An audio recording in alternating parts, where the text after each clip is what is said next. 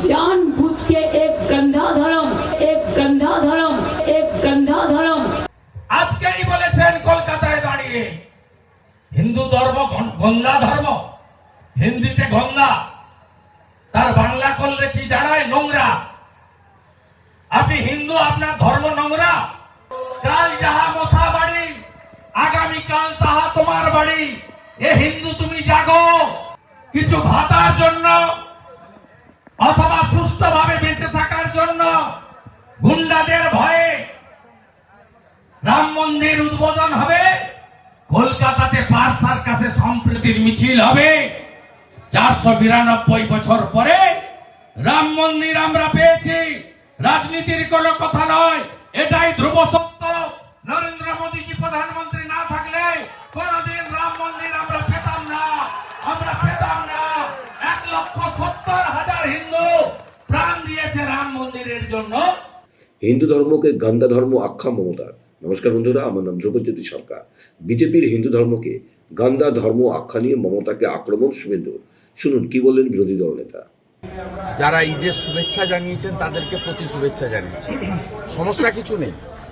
কিন্তু আমাদের হরিনাম সংকীর্তন বা ভাগবত কথায় যেমন অন্য ধর্মের লোকেরা আসা উচিত নয়, আমরা আহ্বানও করি না। অন্য ধর্মের ক্ষেত্রেও তাদের যখন ধর্মীয় রিলিজিয়াস অনুষ্ঠান হবে, সেই ধর্ম যারা পালন করেন তাদেরই থাকা উচিত। মমতা ব্যানার্জি বিধানসভায় দাঁড়িয়ে আমাকে কাউন্টার করার জন্য বলেন আমি ব্যানার্জি, আমি শিব ঠাকুরের দিকে মাথা করে ঘুমাই, আমি ব্রাহ্মণ বাড়ির কন্যা।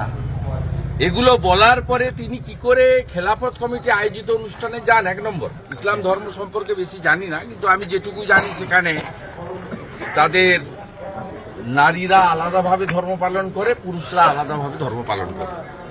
তাহলে মমতা বন্দ্যোপাধ্যায় একজন মহিলা নারী, তাকে কিভাবে সেখানে অ্যালাউ করেন? আর যদি খেলাফত কমিটি করে থাকেন, আমরা নয় সাম্প্রদায়িক পার্টি, হিন্দুদের পার্টি, গর্বিত হিন্দু বিজেপি, কোনো অসুবিধা নেই। তাহলে আপনাদের তো কংগ্রেস আছে, পীর সাহেবের পার্টি আইএসএফ আছে, তাদেরকে বা সেখানে খেলাফত কমিটি ডাকেন না কেন? তিনি আক্রমণ করেছেন হিন্দু ধর্মকে গন্দা ধর্ম বলে।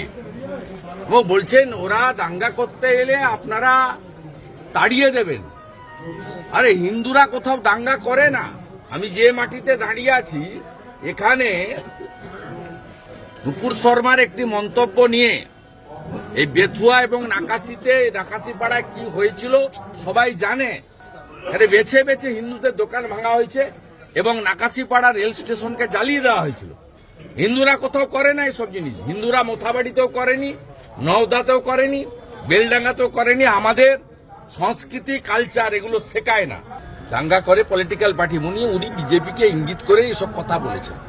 ও ক্ষমার অযোগ্য কথা বলেছেন গন্দা ধর্ম বলে। হিন্দুরা ঐক্যবদ্ধ হচ্ছে। এই পার্টিটা পশ্চিমবঙ্গে আছে পুলিশের জন্য। গোটা পৃথিবীর হিন্দু হৃদয় সম্রাট, যিনি প্রধানমন্ত্রী না হলে রাম মন্দির হতো না।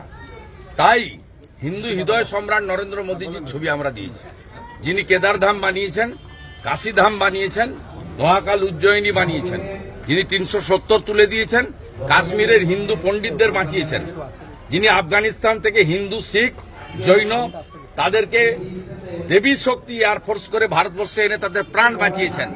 উনার নামটা অধীর চৌধুরী বলে তো মুসলমানরা ভোট দিল না। উনি কাকে কিসব বলছেন? উনার নামটা অধীর চৌধুরী বলেই তো বহরমপুরে ভোট পেলেন না, ইউসুফ পাঠান ভোট পেয়ে গেল। উনি যে কটা ভোট পেয়েছেন বহরমপুরে হিন্দুদের ভোট পেয়েছেন।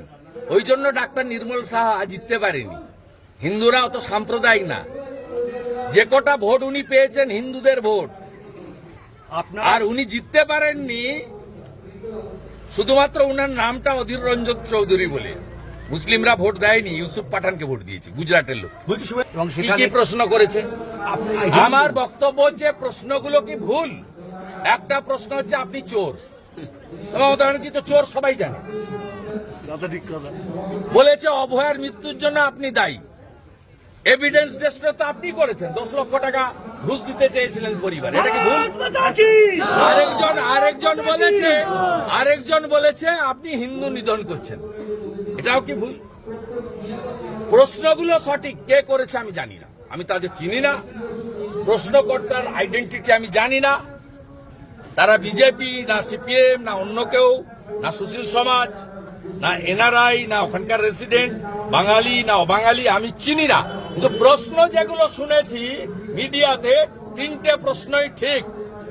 এর উত্তর জেলে থাকা পার্থ চ্যাটার্জি দিতে পারে। বন্ধুরা, ভিডিওটি ভালো লাগলে দয়া করে লাইক শেয়ার করে দেবেন, আমাদের পেজটা ফলো করে নেবেন, আর আপনার মতামত কমেন্ট করে অবশ্যই জানান। ধন্যবাদ।